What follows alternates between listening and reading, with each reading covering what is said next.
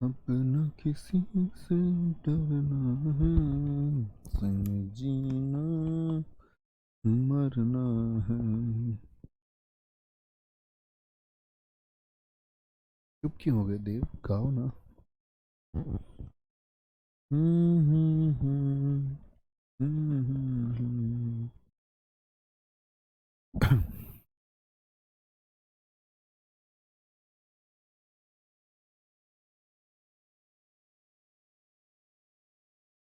जय हिंद दोस्तों, मैं नवीन शर्मा आप सभी का स्वागत करता हूं। आशा करता हूं आप सब एकदम अच्छे हैं, एकदम बेहतरीन हैं। एक बार सारे प्यारे दोस्त बताएंगे आप सब कैसे हैं। उम्मीद करूंगा एकदम बेहतरीन होंगे, एकदम शानदार होंगे। मुकुल, उज्जवल, यशिका, नीलेश, सूरज, सोनू, एके, यार तुम इतने कमेंट कर देते हो, अब तुम्हारे नाम नहीं पढ़े जा रहे हैं एकदम से। देखो कितनी तेज स्पीड से। मैं सोचता हूँ बहुत सारा बच्चा कोई अच्छा कमेंट भी लिखता होगा, अगर ये भाई साहब कमेंट रोके तो भी ऊपर जाके वो नहीं रुक पाता है, इतना तेज कमेंट आपका जाता है। थोड़ा रुका करो यार, एक जरूरी बातें लिख दिया करो। इतनी सारी गुड मॉर्निंग एक बच्चा लिख दिया करो कोई बस। तो हम लोग पढ़ रहे थे यार इतिहास को, और इतिहास में हम पढ़ रहे थे बंगाल के गवर्नर। गवर्नर से फिर वो गवर्नर जनरल हुए, फिर वायसराय हुए, और भारत स्वतंत्र होने तक कौन कौन व्यक्ति किस किस वर्ष तक आपका गवर्नर, गवर्नर जनरल और वायसराय रहा, हम ये जान रहे थे। क्योंकि एग्जाम में क्वेश्चन पूछा जाता है, पूछ लेगा चोरी चोरा कांड जब हुआ तो उस समय पर कौन था भारत का गवर्नर जनरल। पूछ लेगा आपसे भारत का वायसराय कौन था उस समय पर। पूछ लेगा भारत का वायसराय उस समय पर कौन था जब आपका साइमन कमीशन भारत आया, क्रिप्स मिशन भारत आया। कुछ भी प्रश्न पूछ लेता है। जलियांवाला बाग हत्याकांड हुआ तो कौन था, कांग्रेस का गठन हुआ तो कौन था, ये सब प्रश्न बनते हैं। वही हम जानना शुरू कर रहे थे, और हम जान भी रहे थे। कल हम बेंटिक को पढ़ रहे थे। बेंटिक को हमने पढ़ लिया था, आपका पहला विधि आयोग जो फर्स्ट लॉ कमीशन है वो मैकाले की अध्यक्षता में बना था। नोट्स आप सबके पास है ना, थम्स अप करना एक बार। नोट्स मैंने आपको बताया था किस क्लास में है, पिछली क्लासेस में मैं बता चुका हूँ। सारे नोट्स आपको प्रोवाइड कर दिए गए हैं पहले ही। मैटकॉफ। और ऐसे मज़ा आता होगा कि आप भी अपने नोट्स बना के तैयार रहते होगे कि भाई हाँ आज ये पढ़ने वाले हैं हम, तो पता रहता होगा। ठीक है। मैडकॉफ समाचार पत्रों का मुक्तिदाता है। ठीक है, जिसने भारत के जो समाचार पत्र थे सेंसरशिप में जो आ रहे थे, तो उनको उसने रोक हटाई उनसे कि वो अच्छे से अपने आप को, अपनी खबरों को प्रकाशित कर सकें। ऑकलैंड ने सड़क ए आजम को जीटी रोड नाम दिया। क्या नाम दिया? ग्रैंड ट्रंक रोड इसने कहा। क्या कहा? ग्रैंड ट्रंक रोड इसने कहा। अच्छा मुझे बताओ जीटी रोड किसने बनवाई थी?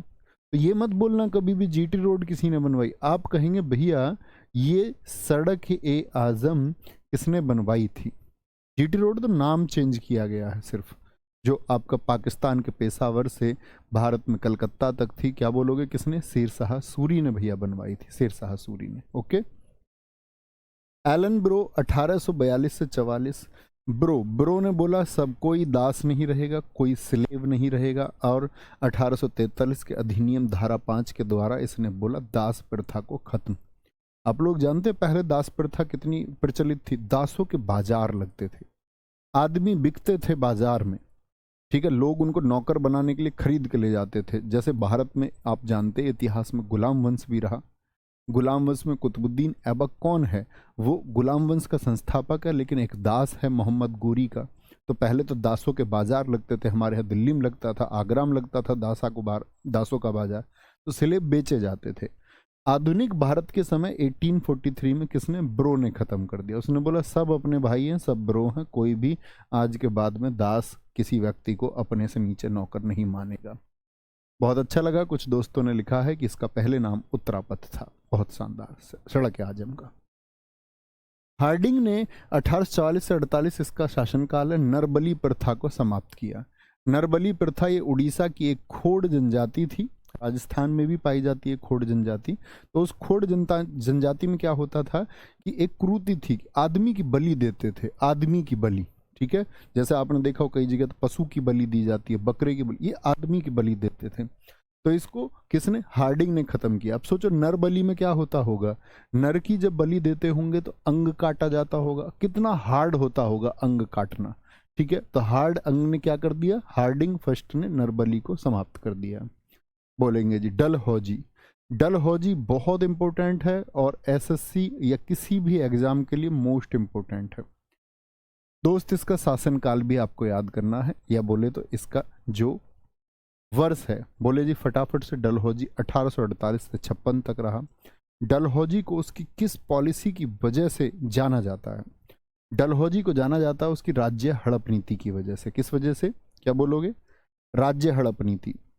इसने क्या बोला, ये कहता है कि जो राज्य है जिसके अपना खुद का सगा पुत्र नहीं है, मतलब आप बेटे को गोद नहीं ले सकते, और यदि आपका अपना बेटा नहीं है, आपका कितना भी बड़ा राज्य सही, वो ब्रिटिश गवर्नमेंट का हो जाएगा। देख रहे हो आप कमाल, ब्रिटिश गवर्नमेंट का हो जाएगा वो।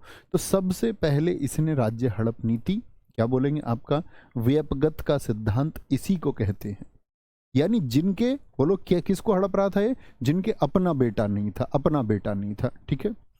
शांतिपूर्ण विलय की नीति, अंग्रेजी में इसको डॉक्ट्रिन ऑफ लैप्स कहते हैं, याद रख लेना। तो पेपर में एग्जाम में आएगा, डॉक्ट्रिन ऑफ लैप्स का पालन किस गवर्नर या गवर्नर जनरल ने किया? तो क्या बोलोगे? डलहौजी ने। तो राज्य हड़प नीति में सबसे पहले इसने किसको मिलाया? सतारा को 1848 में, जैतपुर संभल 1849, राजस्थान के उदयपुर 1852, झांसी की रानी हम पढ़ेंगे आगे चल के, 1857 के विद्रोह को जब आपको पढ़ाऊंगा तो रानी की झांसी के बारे में आपको पढ़ाऊंगा। खूब लड़ी मर्दानी वह तो झांसी वाली रानी थी, बुंदोलो हरबोलो के मुंह हमने सुनी कहानी थी। सुभद्रा कुमारी चौहान ने एक बहुत शानदार कविता लिखी है। अभी जस्ट हम एक ओवरव्यू ले रहे हैं, ये सब घटनाएं हमको पढ़नी है अभी, ठीक है। झांसी 1854, नागपुर 1854। देखो झांसी के लिए इन्होंने प्रयास शुरू किए 1853 में, और आपका 1854 में जाकर के क्या हो गए, ये सफल हो गए, ठीक है। 1854 में ये पूरा कार्यक्रम हुआ। तो पिछली बार भी आप जानते होंगे एसएससी जीडी ने यही सेम प्रश्न पूछा आपका 2022 में ही, और क्या उत्तर माना उसका? 1854 माना है, ठीक है। आगे आएंगे तो बोलेंगे भैया सबसे इंपॉर्टेंट कौन कौन से इसमें, एक तो झांसी, एक उदयपुर, और एक आपका सतारा। ये किसने मिला लिए?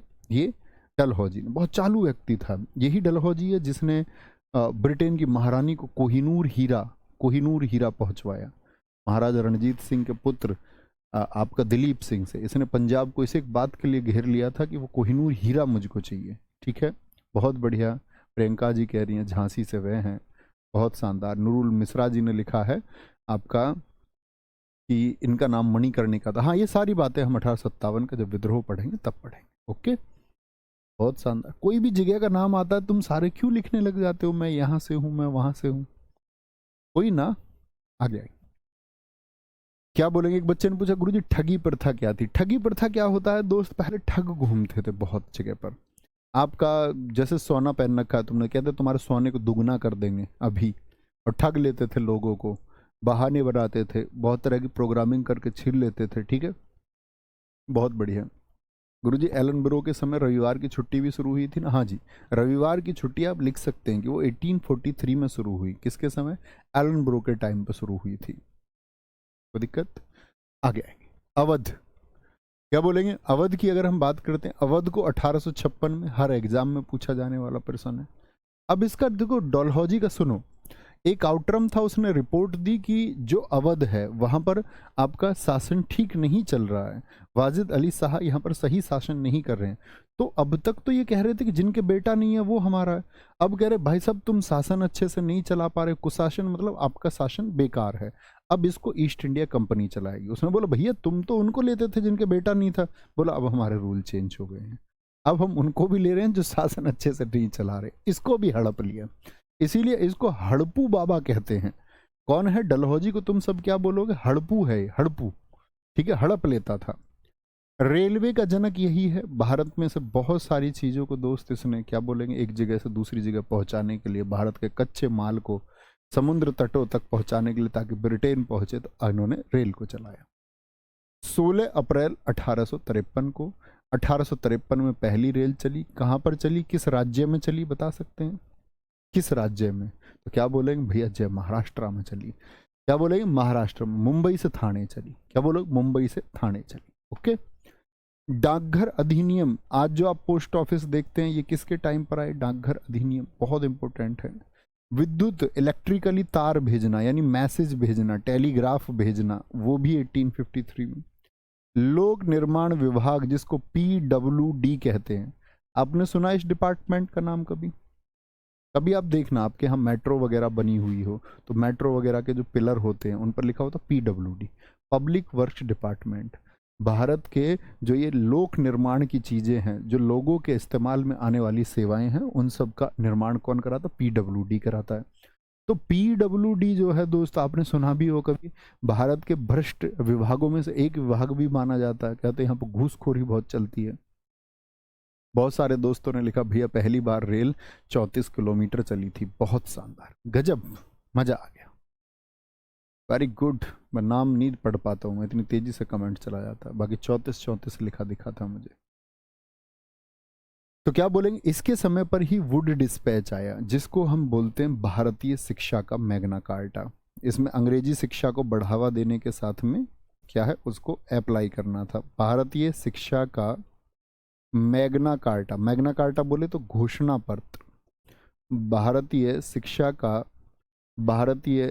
का मैग्ना कार्टा किसको कहा जाता है? मैग्ना कार्टा क्या बोलोगे? वुड डिस्पैच को कहा जाता है। इस दिन प्रैक्टिस सेट में पूछूंगा 3 बजे ये प्रश्न, बहुत इंपॉर्टेंट है। विधवा पुनर्विवाह अधिनियम को ड्राफ्ट किया इसने, ठीक है, सॉरी लिखा हुआ है, उधर लिखा हुआ था बच्चे, ये आपका भारतीय अंग्रेजी शिक्षा का मैग्ना कार्टा, अंग्रेजी शिक्षा को भारत में अप्लाई करने के लिए। विधवा पुनर्विवाह अधिनियम क्या बोलोगे? विधवा कौन होती है जानते हैं आप लोग? बताएं जरा, विधवा की क्या परिभाषा आप जानते हैं? तो आप कहेंगे विधवा वह होती है भैया जिसका पति मर चुका है। पहले क्या होता था, अब 1829 में क्या किया था बेंटिक के टाइम पे, सती प्रथा तो खत्म हो चुकी थी। सती प्रथा क्या हो गई थी? खत्म हो गई थी। तो जब सती नहीं होगी कोई स्त्री और उसका पति मर चुका है, तो वो तो जीवित रह गई स्त्री, तो स्त्री कौन हो गई? विधवा हो गई। अब जिन लोगों ने ये कह दिया कि हम अपनी बेटी को जिंदा नहीं जलने देंगे, यानी हमारी बेटी का कोई कसूर थोड़ी है, अगर पति, भाई मृत्यु सत्य है, वो आनी है, पति की पहले आ गई, तो इसमें हमारी बेटी को जिंदा क्यों जलाया जा रहा है जबरन?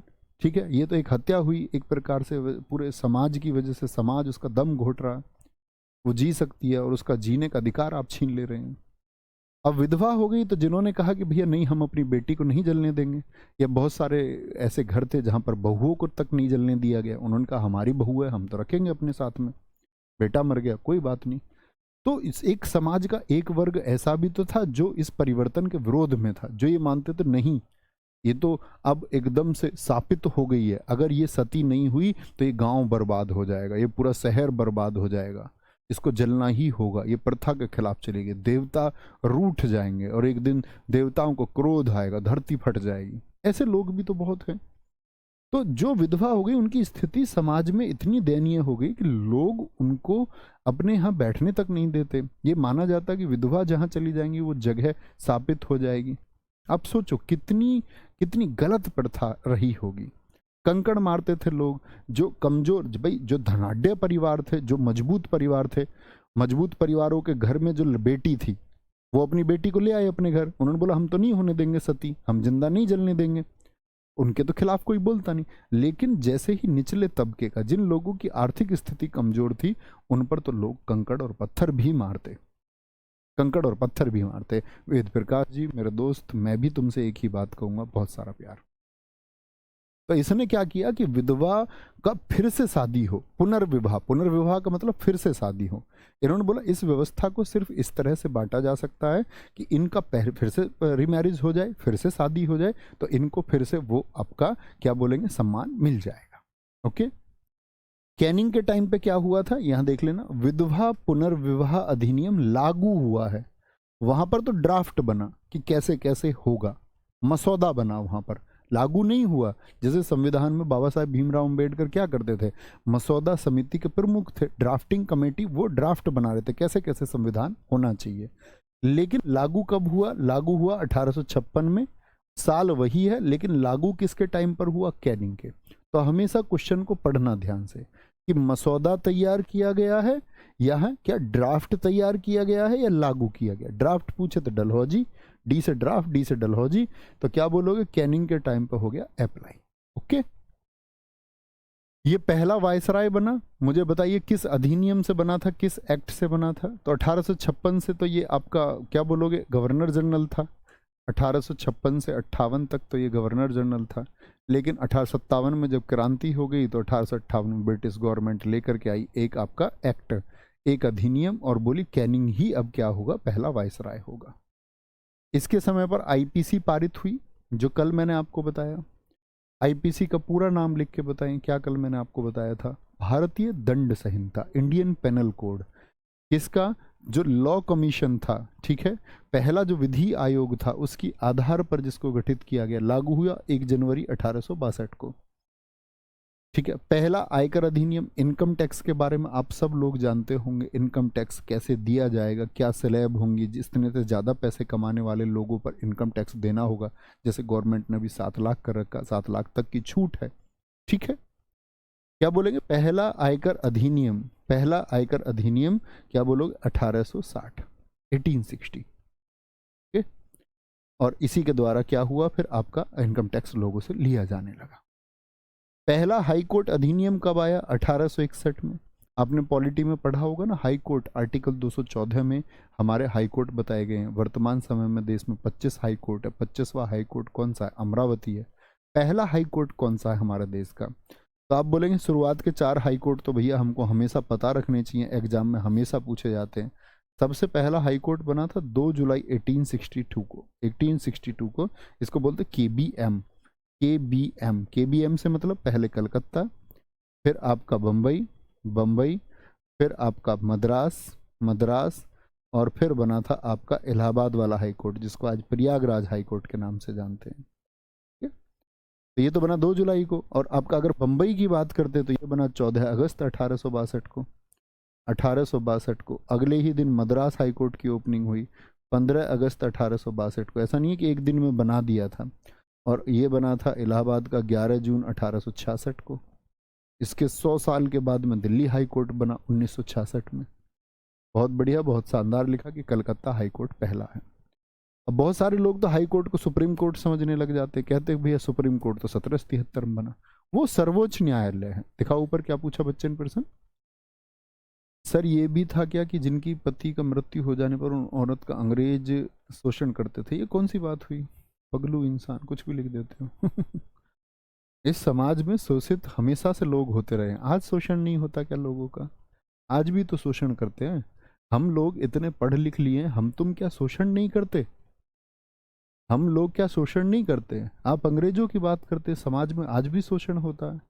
आज आप जाइए गांव में, कोई हवेली वाले आदमी जितने भी होंगे उनको लगता होगा बाकी सब लोग उनसे नीचे हैं। ऊंच नीच का भेदभाव, जाति में क्या हम आज भेदभाव नहीं करते? लोग अपनी जाति को सर्वोच्च मानते हैं। हर कोई व्यक्ति अपनी जाति को सर्वोच्च बताने में लगा हुआ है। आज भी तो शोषण होता है। हम दूसरी जाति को निम्न समझते हैं। हम बहुत पढ़े लिखे, एक आज़ाद भारत में हम ऐसी सोच लेकर के जीते हैं। आप तब की बात कर रहे हैं दोस्त। आज आप देखिए, आज आप क्या बदलाव कर पाते हैं, वो छोड़िए पहले क्या था। क्या बोलेंगे जी? मेयो, भारतीय सांख्यिकी विभाग। सांख्यिकी विभाग से मतलब भारत की जितनी भी गणनाएं होंगी, जो डेटा होगा उसको तैयार करने के लिए। पहली प्रायोगिक या अनियमित जनगणना कब हुई? 1872 में हुई। 1872 में हुई भारत की पहली जनगणना। और जनगणना एसएससी का फेवरेट टॉपिक है। मैं आप लोगों को बता चुका हूं दोस्त, यूट्यूब पे मैंने करा रखा है। आप लोग तसल्ली से, जब पेपर तक आपको अगर अच्छे से देना है, आपके एग्जाम में भी जनगणना का प्रश्न आएगा, तय है। और इसको कराया नहीं जाता सिलेबस में कहीं। आप लोग लिख लेना, नवीन सर सेंसस यूट्यूब पे जाके मेरी एक क्लास होगी, उसको 10-15 मिनट की रोज कर लिया करो, ठीक है। तो 5-4 दिन में आप उसको कर पाएंगे और एग्जाम तक रिवाइज करते रहना। बहुत इंपॉर्टेंट टॉपिक है। अब की बार भी दिल्ली पुलिस में 1-1, 2-2, 3-3 तक क्वेश्चन जनगणना से एक ही एग्जाम में पूछे गए, ठीक है। तो बोलेंगे फटाफट से आगे। लिटन की बात अगर हम करते हैं 1876 से 80, ठीक है। एक दोस्त मेरी ही कास्ट पर आ गया है। बोलो, मैं बता रहा था क्या, मैं क्या सिखाने का प्रयास तुमको करता हूँ, वो उल्टा मुझसे ही पूछने लग गया क्या कास्ट है। उसका कोई नहीं। देखो, हम सबका जन्म होगा। आपका जन्म आपके हाथ में या तुक्के से आप हो गए, ये बताओ। आपका जन्म आपके हाथ में था या आप तुक्के से पैदा हुए? आप इस भारत देश में पैदा हुए, तुक्के से पैदा हुए? शायद आप अमेरिका पैदा हो सकते थे। आप किसी भी धर्म में पैदा हो सकते थे, ठीक है। अब आपसे कोई कहे नहीं जी ये तो कर्मों का फल है, आपने ऐसे कर्म किए तो आपको ऐसी जाति मिली, तो एकदम से आपको बहकाने की बात है, अपनी दुकान चलाने की बात है और कुछ नहीं है, ठीक है। दोस्त बौद्धिक बनिए थोड़ा सा, कुछ नहीं है, सब कुछ आपके ऊपर थोपा गया है। ज़्यादातर चीज़ें आपके ऊपर गलत तरीके से लोगों ने अपने अपने फायदे के लिए थोप दी हैं और समाज उसको ढोकर के चलता रहता है, लेकर के चलता रहता है। समाज में कोई व्यक्ति अकेले बैठ के ये नहीं सोचता कि भैया सही तरीका क्या होगा, एक जर्नल वे क्या है जिसमें कोई किसी को छोटा बड़ा ऊंचा नीचा ना समझे। उस जर्नल वे की बात होनी चाहिए ना। उस रास्ते का क्या फ़ायदा जिसमें कोई ऊंचा कोई नीचा हो। ये तो सब लोगों ने अपने तरीके से, नेताओं ने जिनको राजनीति करनी है उन्होंने उस तरह से उसको ढोया। किसी ने बात की, किसी ने जातियों में बांट दिया, किसी ने अपनी दुकान चलाने के लिए बांट दिया, है ना। आप सब लोगों के हाथ में ये है कि आप अपना अगला जीवन कैसे जिएंगे आने वाला, ठीक है। तो वो बड़ी बात है। बड़ी बात ये नहीं है कि आपकी जाति क्या है, मेरी जाति क्या, आपका धर्म क्या है, मेरा धर्म क्या है, उसका कोई लेना देना नहीं है। आपके जीवन में भी उसका कोई लेना देना नहीं है। आप रोज खाना खाओगे, आप अभी बैठ के पढ़ रहे हैं, इसमें तुम्हारी जाति का कोई योगदान नहीं है कि आप बैठ के पढ़ रहे हैं। आप पढ़ पा रहे हैं अपने मन की स्थिति की वजह से। मैं पढ़ा पा रहा हूँ, इसमें मेरी जाति का कोई योगदान नहीं है, ना मेरे धर्म का कोई योगदान है इसमें, ना आपके धर्म का कोई योगदान है। आपको इंसान को इंसान समझना ही होगा। और अगर नहीं समझ पा रहे हैं तो इसका मतलब है कि आप उसी थोपी हुई मानसिकता के शिकार हैं। किसी ने कुछ थोप दिया आपको, या तो आपने एक दो वीडियो देख ली यूट्यूब पे, कोई भड़काऊ वीडियो देख ली आपने कोई, या आप अभी विकसित नहीं हुए हैं, ठीक है। ये मेरा मानना है। ऐसा हो सकता है आप सारे लोग विकसित हो और मैं विकसित ना हुआ हूँ, ये भी संभव है, ठीक है। आगे आएंगे, लिटन की बात करें। लिटन, लिटन क्या बोलोगे, 1876 से 80। लिटन तो क्या बोलोगे, लिटन के समय पर प्रथम दिल्ली दरबार लगा। आप कहेंगे भैया दिल्ली दरबार क्या होता है। तो देखो, जो ब्रिटेन में बैठ के शासन कर रहे थे, जब इन भाई साहब का मन होता था भारत आने का, तो भारत आने के लिए ये भारत आते थे, तो उस समय पूरे भारत को सजाया जाता। जिस जगह पर ये आते, तो दिल्ली में ये लोग आते थे तो दिल्ली को ऐसे सजाया जाता। लिटन का ये टाइम है जब भारत में आपका अकाल पड़ा हुआ था, भूखमरी का टाइम था, लोग भूख मर रहे थे, लोगों के पास अनाज नहीं था, वर्षा टाइम से नहीं हुई थी। लेकिन इंसन लिटन ने तमाम पैसा ब्रिटेन की महारानी इधर आ रही हैं उस पर खर्च कर दिया। इसको दिल्ली दरबार हम कहते थे, और ये 3 बार आएंगे, 3 बार आएंगे, ठीक है। प्रथम दिल्ली दरबार लगा, वर्नाकुलर प्रेस एक्ट 1878 लाया गया। बहुत इंपॉर्टेंट है। आप कहोगे वर्नाकुलर किसको कहते हैं, कितने दोस्त जानते हैं वर्नाकुलर अंग्रेजी का एक शब्द है। वर्नाकुलर को हिंदी में क्या कहेंगे, आपको ये जानना चाहिए। आप जानना चाहते हैं कुछ और, बताएं जी जरा, फटाफट से कहेंगे सारे दोस्त, वर्नाकुलर को हिंदी में क्या कहते हैं। तो आप कहेंगे वर्नाकुलर का मतलब होता है देसी बोली। देसी बोली, जैसे तुम कुछ बोलते होगे, हम कुछ बोलते होंगे, हम अपने देश में कुछ भी बोलें, और जब हम बात करते हैं तो बात हम मान जाते हैं, ठीक है, एक दूसरे की बात हम समझ जाते हैं। तो वर्नाकुलर क्या है, वो देसी भाषा है, देसी भाषा। तो देसी भाषा में क्या होता था दरअसल में, अब यहाँ पर क्या हुआ, एक एंग्लो आपका अगर हम बात करें, अफगान युद्ध हुआ, अंग्रेजों का अफगानों से एक युद्ध था। उस समय पर अखबारों में जो खबरें छप रही थी वो हमारी भाषा में थी। अब हम लिख के दे देते हैं, हम जैसे लिख के दे देते थे, अंग्रेज जो हैं, अंग्रेज बिल्कुल गधे हैं।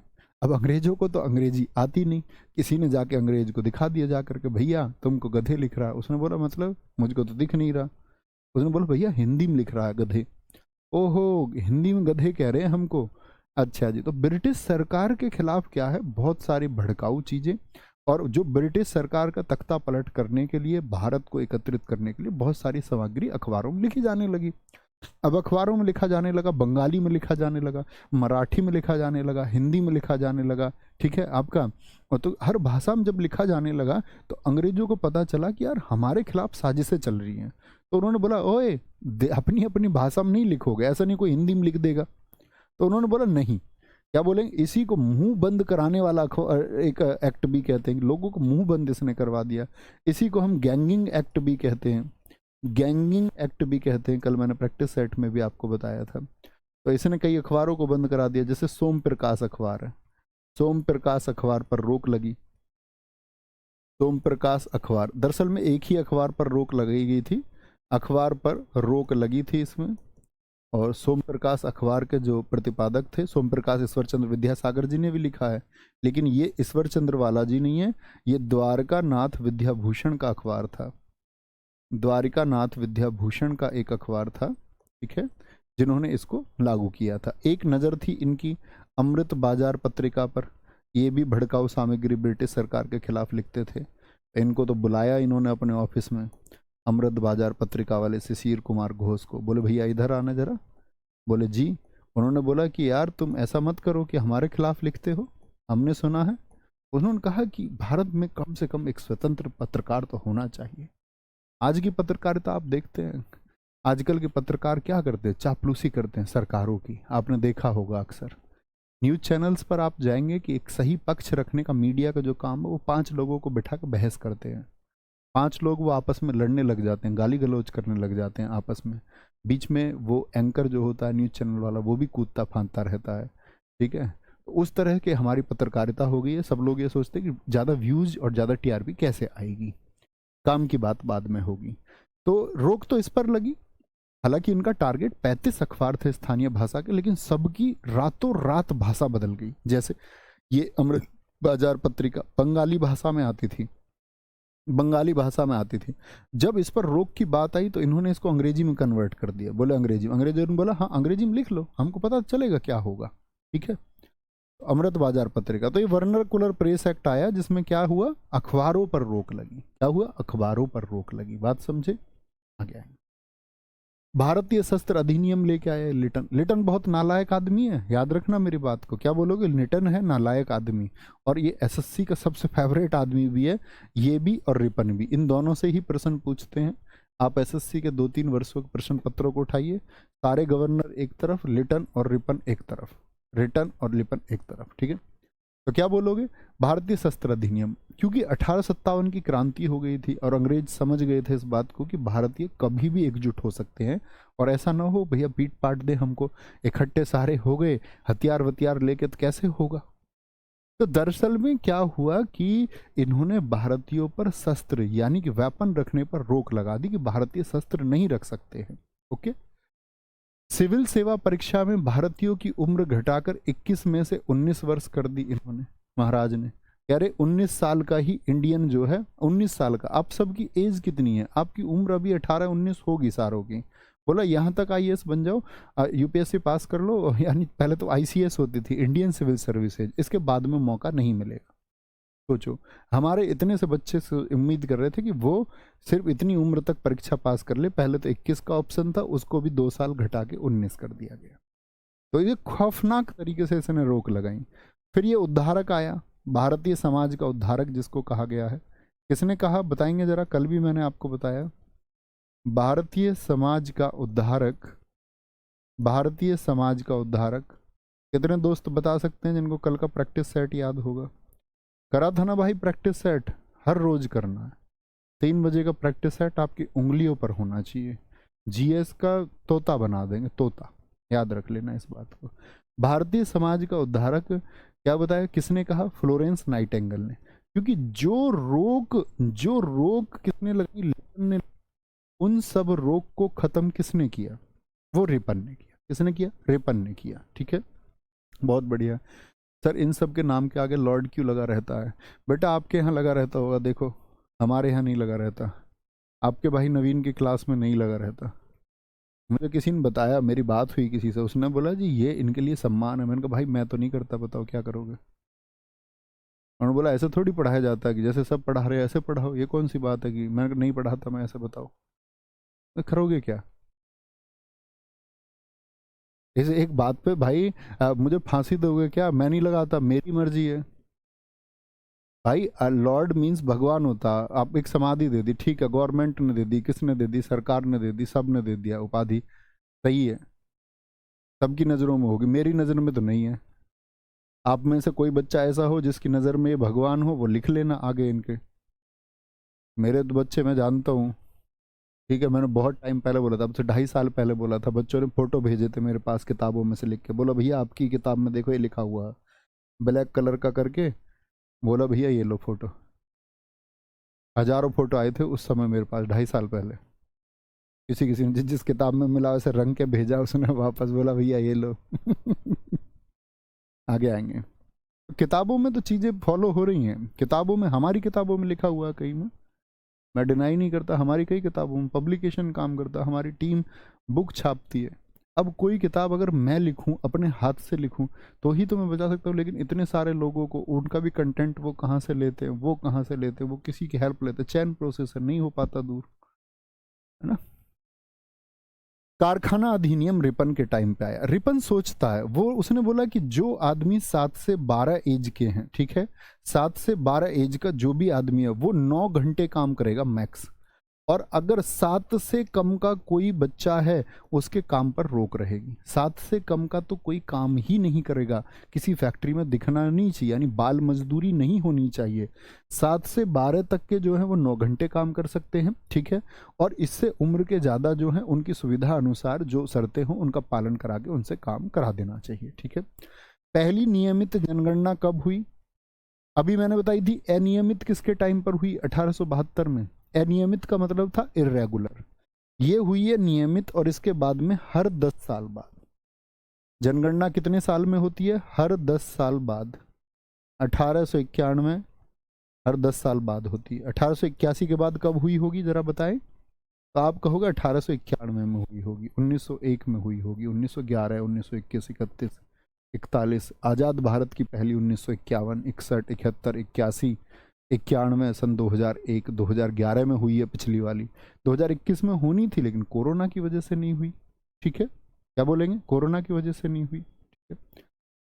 सर जी आप भी अपने हाथ से एक किताब लिखो। दोस्त मैं लिख रहा हूँ अभी फ़िलहाल आप लोगों के लिए पूरे एसएससी का 4-5 साल का क्या पूछा गया है, रिसेंट एग्जाम में कौन से क्वेश्चन पूछे गए हैं, पूरी जीएस की एक किताब, और उस पूरी जीएस की एक किताब में क्या क्या पूछा जा सकता है, एक अच्छा सा उसका दोस्त आपका विश्लेषण। हालांकि मैं अकेले उस काम को नहीं कर रहा हूँ, लेकिन मैं उसमें बहुत कुछ कर रहा हूँ हर एक चीज़ के लिए। बाकी सब लोग उसमें जुड़े हुए हैं, सब लोग अपना अपना काम कर रहे हैं, उसमें मेरी एक टीम पूरी एक साथ में काम कर रही है, ठीक है।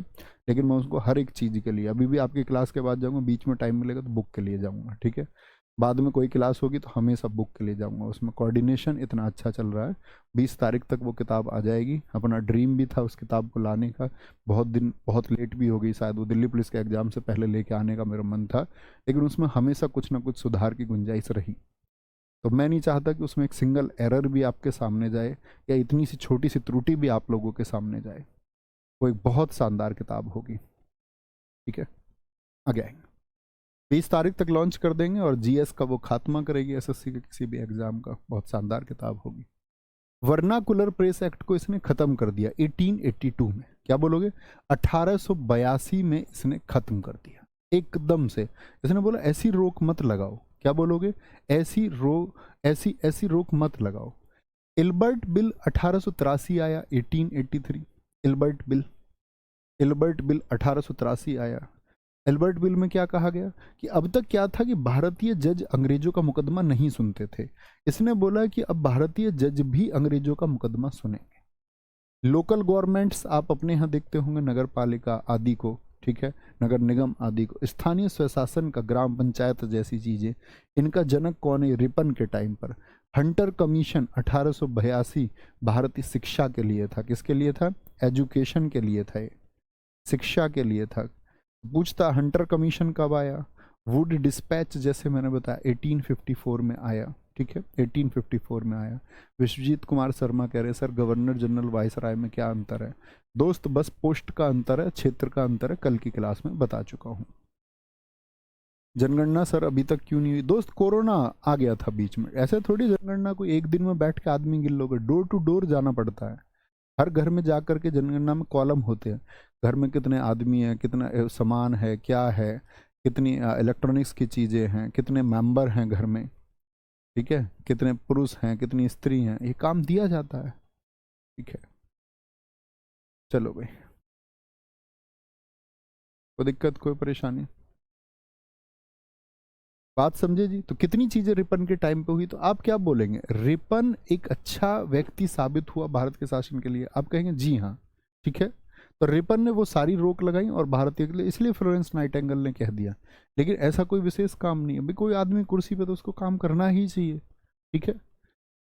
डफरिन डफरिन के टाइम पे कांग्रेस का गठन हुआ। अब कांग्रेस क्या है, कांग्रेस के बारे में सारी चीजें मैं आपको बताऊंगा। 28 दिसंबर 1885 को एलन ऑक्टिवियम ह्यूम, जो आईसीएसए का अधिकारी था, उसने किस तरह से उसके दिमाग में आया, कैसे उसका विरोध किया गया, कैसे उसने कलकत्ता के छात्रों को मिला के, तो पूरा कांग्रेस के बारे में हम पढ़ेंगे, ठीक है। लैंसडाउन, इसके टाइम पे आया दूसरा कारखाना अधिनियम। अच्छा, लैंसडाउन जो कारखाना, पहले जो कारखाना अधिनियम आया कब आया, 1881। तो 1881 में जब आया आपका, क्या बोलेंगे, 1881 में, तो उसमें तो आपका मैंने बोला 7 से 12 तक के लिए घंटे निश्चित कर दिए। दूसरे कारखाने अधिनियम में और अच्छी बात आई, इसमें क्या बोला गया, 9 से कम का कोई भी बच्चा जो है वो काम नहीं करेगा, 9 से कम का। अच्छा, 9 से 19 तक जो है उनसे 7 घंटे काम करा सकते हैं मैक्सिमम, इससे ज़्यादा नहीं। और इससे ज़्यादा के लिए आप तय कर सकते हैं, ठीक है। साथ में एक दिन के अवकाश की बात की गई कि कोई एक दिन वर्कर को जरूर छुट्टी दी जाएगी, ठीक है, वीक में, सप्ताह में एक छुट्टी उसको देनी पड़ेगी, कोई एक आप रखें अपनी कंपनी के हिसाब से, बुधवार, सोमवार, कोई भी, ठीक है। आगे आएंगे, डूरंड लाइन की बात करेंगे। सर एसएससी किसी भी नहीं दोस्त, हिंदी में बुक हम लॉन्च करेंगे पहले, इंग्लिश वर्जन उसका बाद में आएगा, लेकिन हिंदी में वो हर एक एग्जाम के लिए रहेगी, एसएससी जीडी से लेकर के एसएससी सीजीएल, ठीक है। एसएससी का कोई भी फॉर्मेट हो उसके लिए वो किताब होगी। आगे आएंगे, दीपक राम जी कह रहे हैं जनगणना कौन कराता है गुरुजी? जनगणना गृह मंत्रालय कराता है दोस्त, मैंने बताया ना, उसके लिए जनगणना की क्लास देखना। ऐसा प्रश्न क्यों करते हो, बहुत कुछ है उसमें जनगणना के बारे में पढ़ने के लिए, ठीक है। डूरंड लाइन, डूरंड आयोग खींचा गया 1893 में। क्या बोलोगे, डूरंड लाइन किसके टाइम पे खींची गई, लैंसडाउन के टाइम पे। भारत के दोस्त कितने हिस्से हुए हैं आज तक बताएंगे, भारत के कितने हिस्से हुए, अखंड भारत के? एक क्या बोलोगे, एक अफगानिस्तान 1893, पाकिस्तान 1947, पूर्वी पाकिस्तान जिसको स्वतंत्र कराया गया 1971, म्यांमार कब बना आपका, 1935 के अधिनियम के द्वारा 1937 में। तो अखंड भारत जो था, जो आचार्य चाणक्य जी ने विकसित किया, उसके 4 हिस्से हुए हैं, जिनमें से ये कब बना, 1893 में अफगानिस्तान भारत से खींचा। तो ये डूरंड आयोग, डूरंड लाइन किस किस के बीच में है, ज्योग्राफी में जरूर आपने पढ़ा होगा, भारत और अफगानिस्तान के बीच में, भारत और अफगानिस्तान के बीच में। बहुत बढ़िया गुरुजी, इतना इतना हाँ दोस्त, सर जी इसको क्या कह रहे, इतना इतना डीप, अच्छा डीप में पढ़ाना ये कि कारखाना कैसा होता था उस टाइम पे, ऐसा उतना पढ़ने की जरूरत नहीं है। इतना तो आप भी जानते होंगे ना कि जैसे मैं यहाँ कांग्रेस लिखा हुआ है, आप शायद नए छात्र होंगे, लेकिन आपको नहीं लगता मैं इस कांग्रेस शब्द के ऊपर आपसे बात कर सकता हूँ, 1 2 3 4 5 6 घंटे बात कर सकता हूँ मैं। कैसे गठन हुआ, कौन व्यक्ति क्या सोचते थे, कैसे अधिवेशन हुए, की जा सकती है। लेकिन क्या आपके लिए क्या बेनिफिशियल है, आप सोचा करो। आपके लिए जो बेनिफिशियल है, अगर मैं उसका ख्याल नहीं रखूंगा और आपका रिजल्ट खराब हो गया, तो कोई मुझसे पढ़ने आएगा, बताओ? तो कोई मुझसे ना पढ़ने आए ऐसी स्थिति मैं चाह करके क्यों पैदा करूंगा? तो मुझे भी रिजल्ट बनाना है, क्योंकि आपका रिजल्ट मेरा रिजल्ट है, आपका सिलेक्शन मेरे भाई या बहन का सिलेक्शन है, आपका फ्यूचर मेरा फ्यूचर है। आपका फ्यूचर खराब हुआ, मेरा फ्यूचर खराब होता है।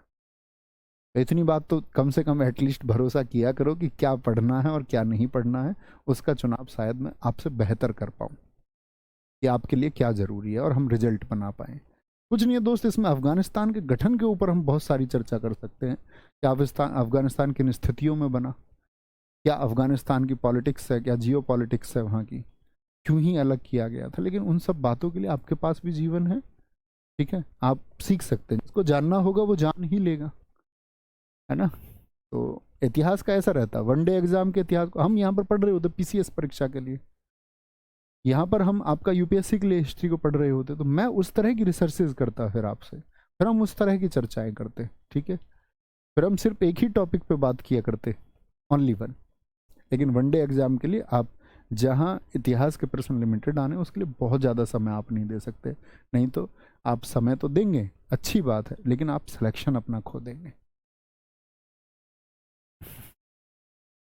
ठीक है जी।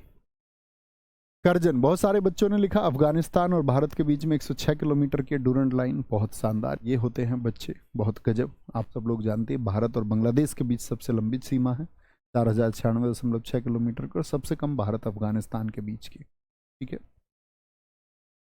आगे आएंगे। बंगाल विभाजन किसके टाइम पर हुआ? करजन पर। अंग्रेजों की एक चाल थी, पूरा बंगाल विभाजन मैं आपको विस्तार से पढ़ाऊंगा। बंगाल विभाजन में क्या था कि भारत में अंग्रेजों की एक चाल थी कि भारत के लोगों को हिंदू और मुसलमान में बांट देना है। इससे पहले भारत में कहीं हिंदू मुसलमान का बीज नहीं था, कहीं ऐसा नहीं था कि हिंदू मुसलमानों से नफरत करें, मुसलमान हिंदुओं से नफरत करें, एक दूसरे धर्म के प्रति कट्टरता हो। तो ऐसा 1905 से पहले नहीं था। अंग्रेजों ने बीज बोया कि इस देश में सांप्रदायिकता फैलानी है, इनके अंदर हिंदू मुसलमान का बीज बोना, और उसमें वो कामयाब भी हुए, और लोग आज तक उस विचारधारा को फॉलो करते हैं। तो इन्होंने क्या किया था कि बंगाल के दो हिस्से कर दिए, एक में जिसमें ज़्यादा मुसलमान थे उसमें कम हिंदू, एक में ज़्यादा हिंदू और कम मुसलमान। अंग्रेजों ने रखा उस तरीके से, मैं बताऊंगा। ठीक है, उस समय देश की आबादी कुल 40 करोड़ थी, उसमें से अकेले 8 करोड़ बंगाल में लोग रहते थे। उन 8 करोड़ को इस तरह से अंग्रेजों ने चालाकी से बांटा कि हमारे बीच में हिंदू मुसलमान जैसी भावना पैदा हो। ठीक है, पुलिस आयोग किसके समय पर बना था? एंड्रयू फ्रेजर की अध्यक्षता में। ये भी बंगाल विभाजन के लिए जिम्मेदार एक व्यक्ति रहेगा। प्राचीन स्मारक जो हमारे देश के स्मारक है, मान के चलो ताजमहल ही था, लाल किला था, उनकी सुरक्षा के लिए कानून करजन ने बनाया। सेकंड दिल्ली दरबार इसके टाइम पर लगा। क्या हुआ था, इन सबको हम विस्तार से पढ़ेंगे। ये बहुत पूछा जाता है, बंगाल विभाजन बहुत पूछा जाता है। किसके टाइम का? करजन के टाइम का। दूसरा दिल्ली दरबार किसके टाइम का? बहुत बढ़िया। राजू सिंह कह रहे सर मुस्लिम लीग का गठन हुआ 1906 में। तो बताओ मुस्लिम लीग का गठन करजन के बाद में हुआ या करजन के टाइम पे हुआ? करजन के बाद में या करजन के टाइम पर? बोलेंगे जी, बहुत बढ़िया।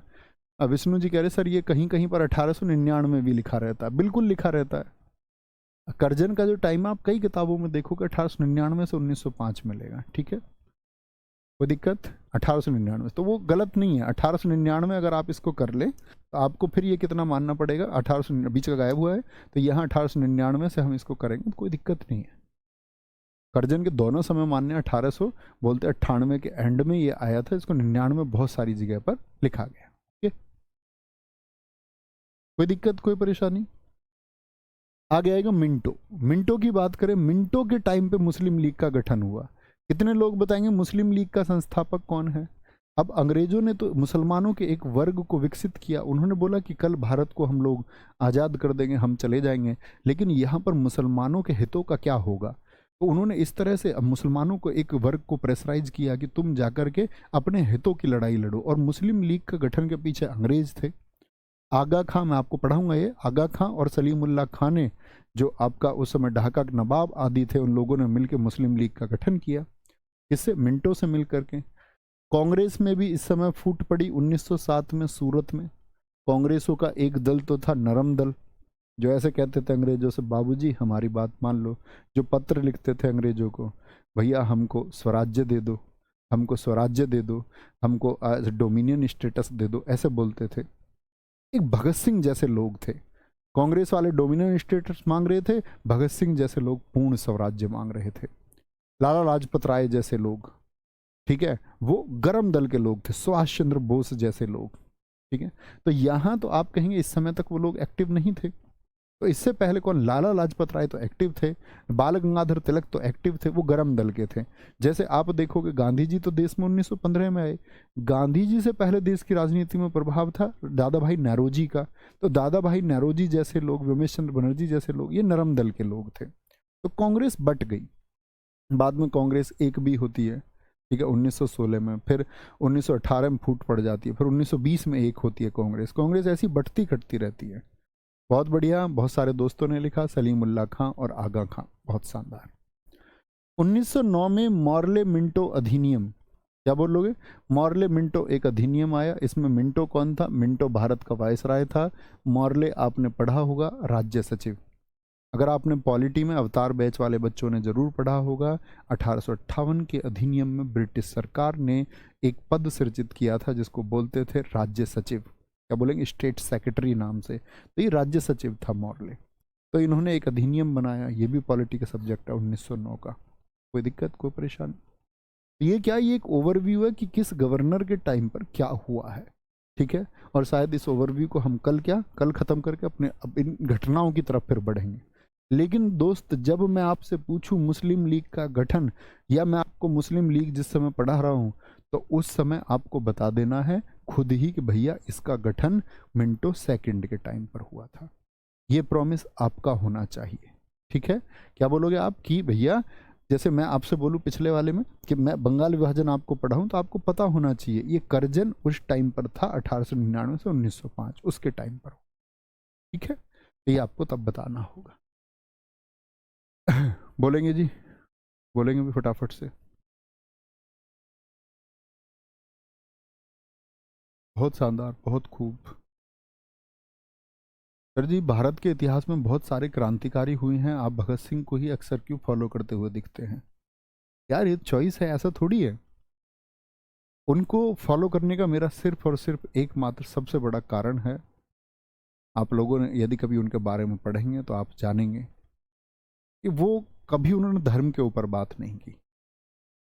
कौन धर्म नीचे, कौन धर्म ऊपर, क्या कैसे होगा, उनको भी पता है कि इस तरह की राजनीति में सिर्फ नुकसान साधारण साधारण जन मानव का होगा, धनाढ़ लोगों पर इसका कोई प्रभाव नहीं पड़ता। फिर उन्होंने एक बात की, सबसे ऊंची बात उन्होंने जो की, उन्होंने आर्थिक तबके की बात की। उन्होंने बोला कि लोगों के बीच का जो गैप है, आपकी नज़र में भगत सिंह एक ऐसे क्रांतिकारी होंगे, आपको पता नहीं होगा वो कितने बड़े विचारक थे। उन्होंने पूछा जो सोशल गैप है ना लोगों के बीच में, ये खत्म होना चाहिए। जो सोशल गैप है, जो रेशियल डिस्क्रिमिनेशन होता है, जो जातीय भेदभाव होता है, ये खत्म होना चाहिए। उसकी लड़ाई उन्होंने लड़ी, और इसी बात के लिए मैं दीवाना हूँ उनका। और भी बहुत सारे लोग हैं, सब सम्मान के पात्र हैं इस देश में। मैं हमेशा कहता हूँ 6.5 लाख शहीद जिन्होंने इस देश के लिए कुर्बानी दी, हर एक व्यक्ति बहुत सम्मान के पात्र है। अन्य बहुत सारे व्यक्ति जिन्होंने जान भी इस देश के लिए नहीं दी, लेकिन इस देश में समाज सुधार के काम किए, चाहे राजा राम मोहन राय हों, चाहे धोंदो केशव कर्वे हों, चाहे ईश्वरचंद्र विद्यासागर हों, चाहे जात पात के खिलाफ संघर्ष करते बाबा साहेब भीमराव अंबेडकर हों, वह हर एक व्यक्ति जिसने इस समाज में बदलाव का और एक अच्छी व्यवस्था के लिए काम किया, वो पूजनीय है हमारे लिए। हर एक व्यक्ति, भगत सिंह अपने आइडियल हैं।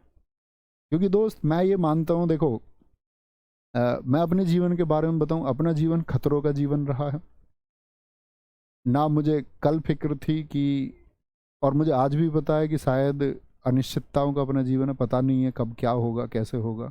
लेकिन जो चीज़ें करनी है वो करनी है। उसके बीच में मौत जैसी चीज़ नहीं आएगी, मृत्यु जैसी चीज़ उसके बीच में नहीं आ सकती। उस एक बात के लिए वो अपने वो आइडियल हैं। तो हमेशा से अपना जीवन वैसा ही रहा है, तो हम तो भाई खुल के जिएंगे। तो ख्याल रखिए, मिलते हैं कल। बाय बाय, टेक केयर, जय हिंद, जय भारत, नमस्ते, थैंक यू।